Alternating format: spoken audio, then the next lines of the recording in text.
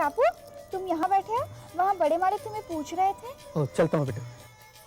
बैठे रहो कम्मो के बापू, थोड़ा आराम कर लो। दिन रात हवेली वालों की सेवा में ही खटते रहते हो। तू भी कम्मो की अम्मा, तुझे भी ना जाने क्या दुश्मनी है मालिकों से। जब भी बोलती हो उनके खिलाफ ही बोलती हो। तो क्या भजन गाऊं उनके लिए? इतने ही भले हैं ना, तो ये कैसे भूल गए कि हवेली के पिछवाड़े भी किसी की लड़की जवान हो गई है। अपनी बेटियों की शादी तो बड़ी धूमधाम से कर ली, किसी को हमारी कम्मो के ब्याह के बारे में भी चिंता है? और सुन, घूमना फिरना बंद कर। ससुराल से जवाब आते ही 10-15 दिन में तेरा गौना कराना है मुझे। अम्मा, मुझे नहीं जाना ससुराल वसुराल, मुझे शिवानी के साथ वापस मुंबई जाना है। क्या? वापस मुंबई जाना है? टांगे न तोड़ के रख दूंगी मैं तेरी। करो, तुम तो चाकरी करो उन हवेली वालों की। सुन लिया ना, वापस मुंबई जाएगी ये। चल अंदर, चल अंदर। अम्मा, मुझे नहीं जाना अंदर, मुझे शिवानी दीदी ने बुलाया है। बाहर में जाए तू और तेरी शिवानी दीदी। जाती है कि नहीं? अरे अरे, ये क्या कर रही है? ये कर क्या रही है? बड़ी हो गई है, कुछ तो लिहाज कर। ना बेटा, तू चिंता मत कर, तू जा शिवानी दीदी के पास से बैठ। मालिकों से कहना मैं आता हूँ। अच्छा बापू। ना रो मत बेटा, जा। क्या हो गया है तुझे कम्मो की अम्मा? है तू और तेरा गुस्सा। कभी तो ठंडे दिमाग से काम लिया कर। हाँ जी हाँ, सारा कसूर मेरा ही है। मैं ही दुश्मन हूँ तुम सबकी। जाओ, जाके चाकरी करो उन हवेली वालों की। एक बात तुम भी ध्यान से रखो, अगर किसी ने मेरी बेटी को मुंबई वापस भेजने की बात की तो मुझसे बुरा कोई नहीं होगा, समझे?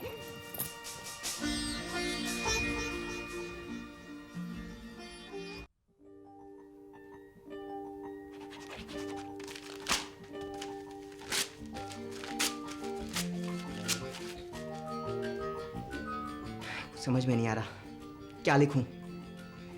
लाइफ में कभी किसी को लेटर लिखा भी तो नहीं है मैंने। अब क्या लिखूं, कैसे पता चलेगा? लिटर पिटर क्या कर लूंगी? अम्मा कहती है कोई मुआ अगर ज्यादा सिर चढ़े तो उतार के चप्पल देना खींच के। एक बार फिर कोशिश करता।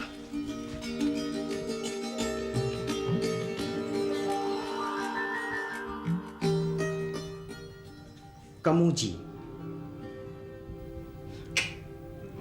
ये जी कुछ अजीब लग रहा है नगीना, कुछ और सोच और सोच। हमेशा लिटर पिटर करके रुबाब दिखाता रहता है। चलो दवा पी ले। क्या है ये? तुलसी के पत्ते और 2.5 लौंग का काढ़ा है। क्या करता है?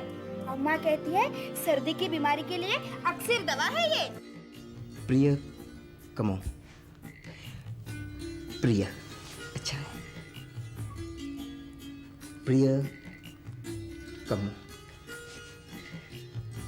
मैं यहाँ पर राजी खुशी से हूँ और बजरंगबली से प्रार्थना करता हूँ कि आप भी वहाँ पर राजी खुशी से होंगी। आगे समाचार ये है कि आगे समाचार क्या है नगीना? समाचार तो कुछ भी नहीं है। तूने फिर मेरे राजकोट को गाँव बोला? बोलूंगा, 1000 बार बोलूंगा। गाँव वाली, बावर्ची, गाँव वाली, बावर्ची, बावर्ची, बावर्ची, बावर्ची। मुझे तुम्हारी बहुत याद आती है कमो।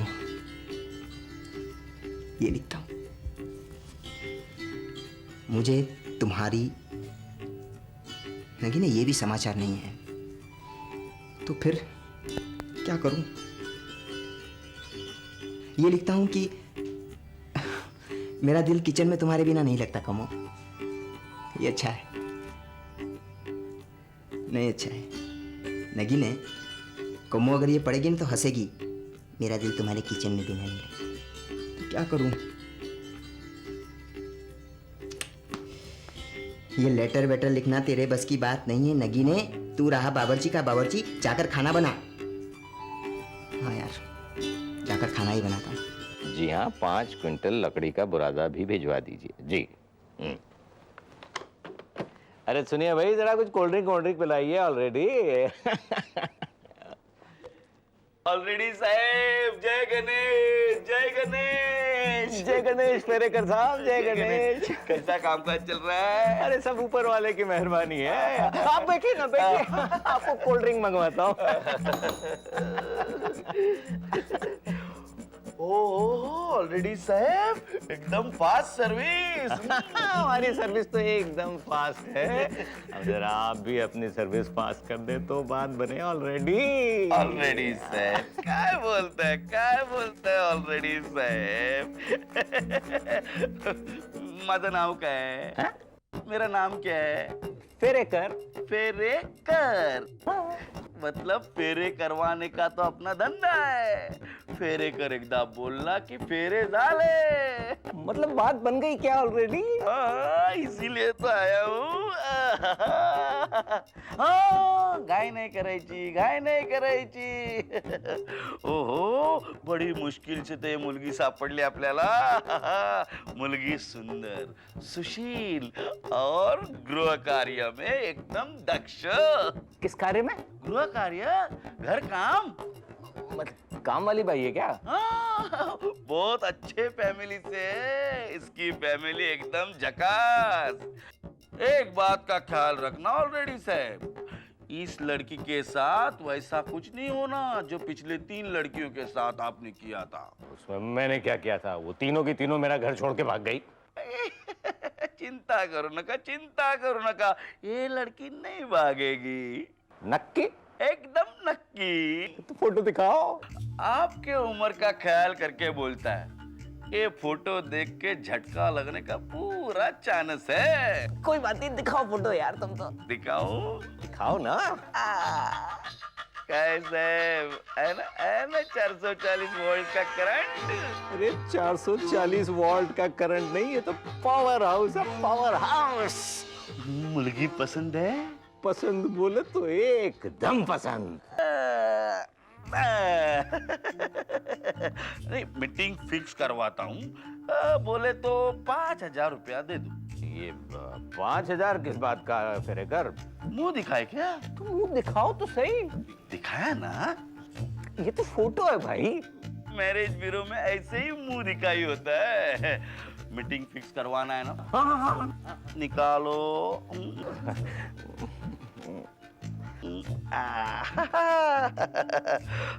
पूरा है? हाँ पूरा।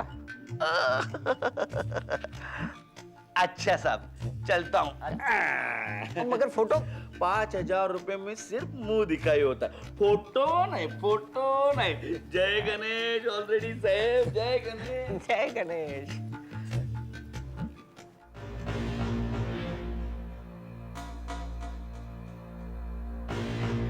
बड़े भैया, आपकी समीर से बात हुई?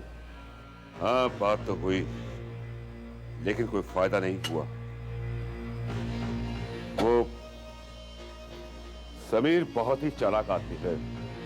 कहता है कि सुधा के केस से उसका कुछ लेना देना नहीं है। तो फिर वो कमीना सुधा के बारे में पूछताछ क्यों कर रहा था? यही तो मैंने उससे पूछा था, लेकिन वो कहता है कि जस्ट क्यूरियोसिटी। झूठ बोल रहा है वो। कोई भी सीबीआई ऑफिसर सिर्फ क्यूरियोसिटी में पूछताछ नहीं करता। हाँ, अगर उसे पूछताछ करनी होती तो वो डायरेक्ट हमसे कर सकता था। और सबसे बड़ी बात यह है चाचा जी कि ये क्यूरियोसिटी अचानक आई कहां से? क्या उसे सपना आया था कि सुधा इस घर में जलकर मर गई? मेरे ख्याल से राजेंद्र ठीक कह रहा है सुरेंद्र। वो हमें गुमराह करने की कोशिश कर रहा है। उसके इरादे नेक नहीं लगते। ये गुत्थी कुछ अजीब ही तरह उलझ रही है भाई साहब। पहली बात तो यह है कि उसका अगर सुधा के केस से कोई ताल्लुक होता तो वो सुधा के बारे में हमसे डायरेक्ट पूछ सकता था। वो क्या उसका नाम महावीर के केस के बारे में उसे हमसे पूछताछ करने की क्या जरूरत थी? और दूसरी सोचने वाली बात यह है, अगर वो हमारे बारे में इन्वेस्टिगेशन कर रहा होता तो उसे हमारे घर में रहने की क्या जरूरत है? ताकि हम लोग इस भुलावे में रहें कि वो हमारा मेहमान है, हमारा हिमायती है, और वो चुपचाप अपना काम करके निकल जाए। वो कोई मामूली पुलिस वाला नहीं है। हमें उसके मकसद का पता लगाना है। राजेंद्र, उस पर नजर रखो। जी पिताजी। और एक बात का ध्यान रखना, उसे इसकी भनक नहीं लगनी चाहिए कि उस पर नजर रखी जा रही है।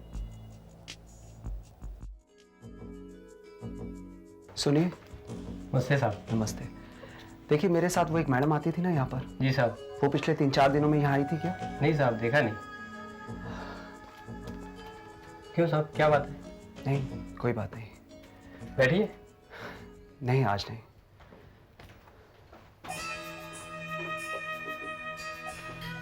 अरे सपना, तुम पिछले कई दिनों से ना कोई फोन ना कोई मैसेज, और तुम्हारे घर फोन करो तो कोई दूसरा ही फोन उठाता है। क्या बात है सपना, क्या हुआ?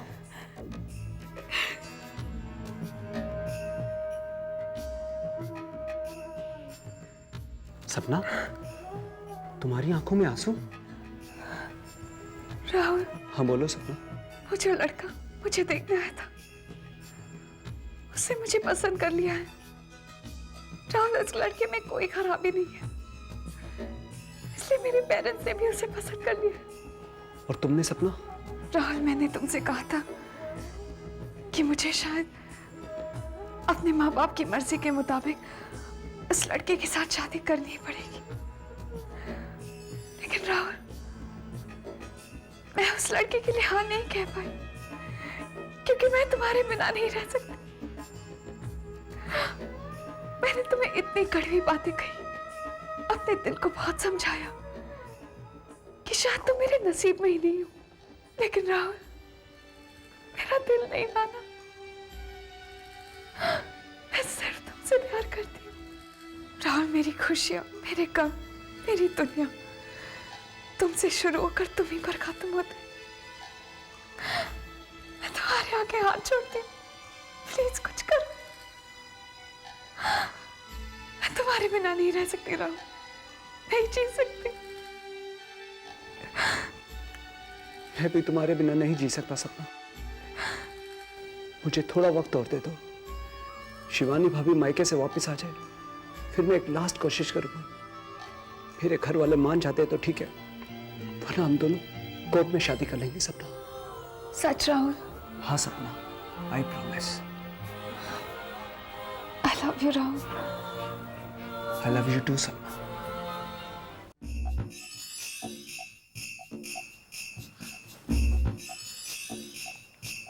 मैडम, ये ठंडा क्यों नहीं है? ठंडा लेके आओ। क्या हुआ दीदी, आप इतनी परेशान क्यों हैं? होगा क्या मनोहर, ये अंबिका जब बोर्ड ऑफ डायरेक्टर्स की मीटिंग में अपनी बात नहीं मनवा पाई, तो अब वो सस्ते हथकंडे अपनाने लगी है। जो कल तक हमारे टुकड़ों पर पलते थे, वो आज हमारी कंपनी के मेन गेट पर खड़े होकर मेरी गाड़ी का रास्ता रोके हमारे ही खिलाफ नारे लगा रहे हैं। This is too much. जो कभी नहीं हुआ वो अब हो रहा है। अच्छा, इन लोगों की ये जुर्रत। मैं भी पुलिस कमिश्नर को फोन करके अच्छी नसीहत दिलवाता हूँ। इसका कोई फायदा नहीं है मनोहर, इससे बात और बढ़ जाएगी। हमें तो अंबिका पर से मजदूरों का विश्वास तोड़ने का कोई प्लान बनाना चाहिए। एक्सक्यूज मी, क्या मैं अंदर आ सकती हूँ? I am sorry Mrs Verma, मैं अभी बहुत परेशान हूँ, आपको ठीक से वक्त नहीं दे पाऊंगी। मैं आपकी परेशानी की वजह जानती हूँ। मेरे आने का रास्ता भी वही है जिस रास्ते से आप होके आई, और सच कहूँ तो मेरे आने की वजह भी वही है। मैं कुछ समझी नहीं। जिन लोगों ने आपकी कार को घेरकर नारेबाजी की, क्या आप नहीं चाहती कि वही लोग शर्मिंदा होकर आपके कदमों में आके गिरे? क्या ये मुमकिन है? जरूर मुमकिन है, मगर आपको अपना वादा तो याद है ना? हाँ मिसेस वर्मा, मुझे याद है। आपका बेटा सीए के एग्जाम पास कर चुका है और उसे नौकरी की तलाश है। तो फिर सुनिए, मेरे पास एक प्लान है। प्लान? जी।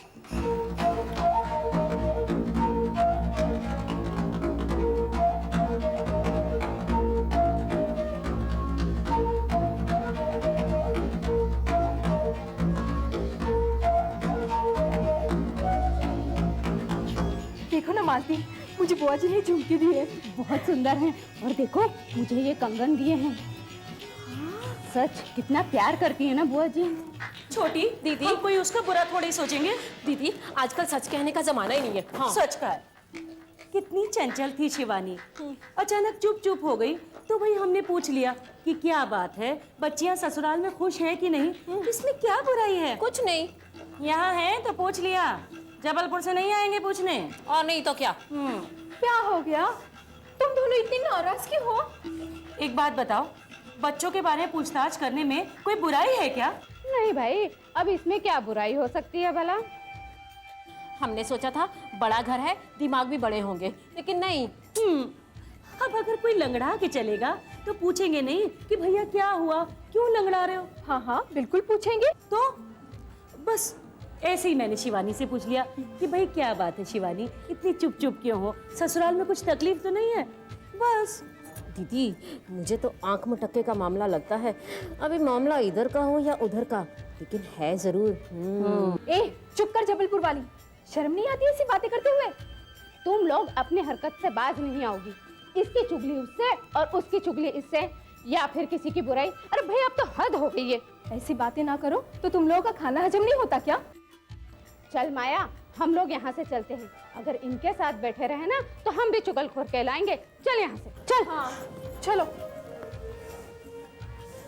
ये लो। अरे अब ऐसा हमने क्या कह दिया? जिसे देखो वो हमें ही बुरा समझता है। घर वाले तो घर वाले, अब तो बाहर वालों ने भी हम पे बरसना शुरू कर दिया। देखो देवकी, ये लड़के वाले मुझे धन के लालची लगते हैं।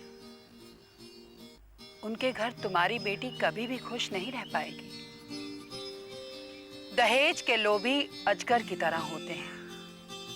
उनके पेट में जितना डालो भूख और बढ़ती जाती है। मान लो कि मैं किसी तरह से तुम्हारी बेटी के ससुराल वालों को देने के लिए 10 तोला सोने का इंतजाम कर भी दूं, तब भी क्या गारंटी है कि उसके बाद वो और दहेज की मांग नहीं करेंगे? कल किसने देखा है दीदी, आज 10 तोला सोना मिल जाए तो मेरी बेटी के हाथ पीले हो जाएंगे। और बाद में भले ही वो खून के आंसू रोती रहे। तुम समझती क्यों नहीं हो देवकी? तुम अपने ही हाथों से अपनी बेटी को खुद कुएं में धकेल रही हो। देखो देवकी, तुम्हारी बेटी गुणवान है, उसके लिए कई और रिश्ते मिल जाएंगे।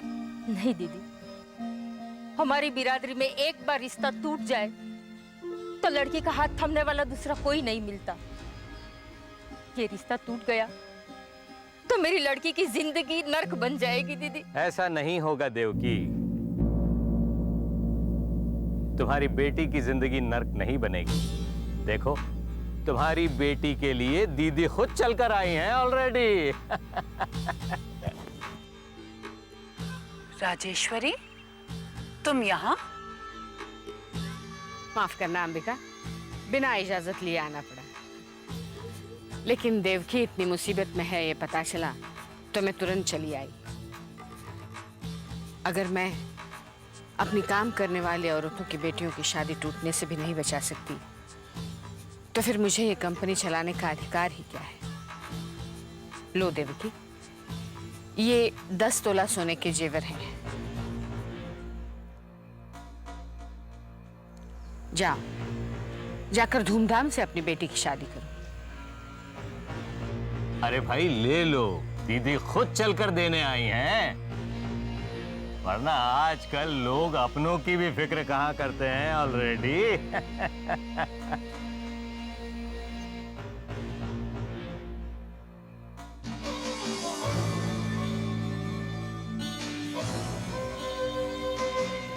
खुश मैडम, मैं आपका एहसान जिंदगी भर नहीं भूलूंगी।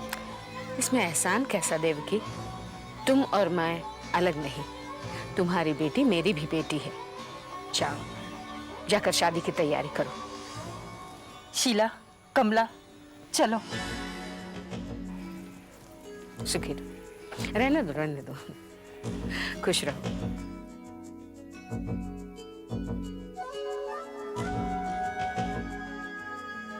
अंबिका, अब मैं चलूं?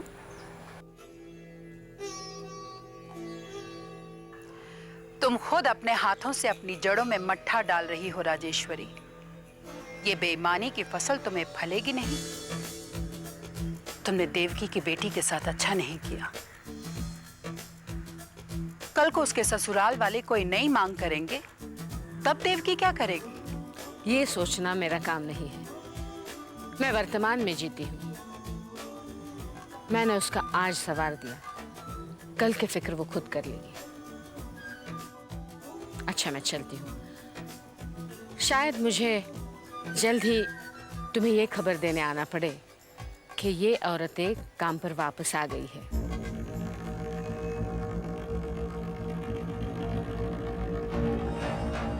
हरिओम।